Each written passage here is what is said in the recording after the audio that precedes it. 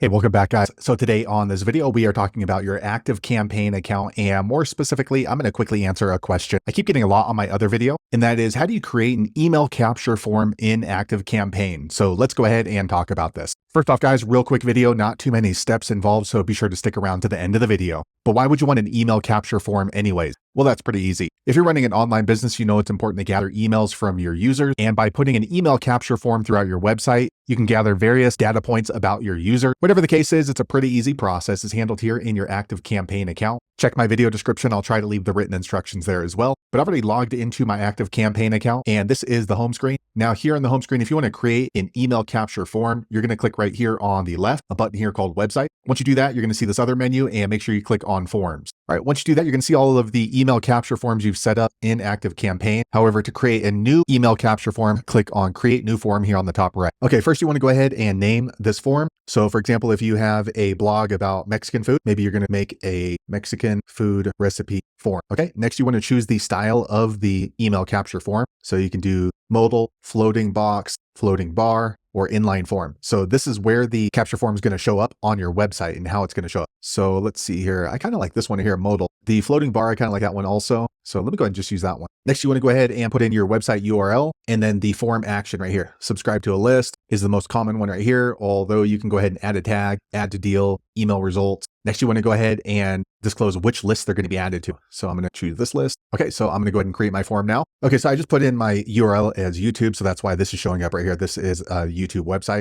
but they're showing me what the pop-up's going to look like. So here at the top, subscribe for email updates. They can put in their name and their email and they can submit. This here on the left is not part of the pop-up because we did a top line, but since I put in YouTube, it's pulling data from YouTube. So this is actually a YouTube home screen right here. Now here on the right, we can go ahead and edit the email capture form that we set up. So we can change the bar style. We can change the button. So maybe we want to go ahead and increase the padding. As you can see, it starts to change. We can change the background color. So maybe we want to make it red and you can see it starts to change. Okay, now as you see, it says submit, but maybe I want to go ahead and change that. So I click on submit. Here's the label and let's go ahead and just type in your darn email. Okay, and then here, subscribe for email updates. We can go ahead and change that as well. Get the best Mexican recipes.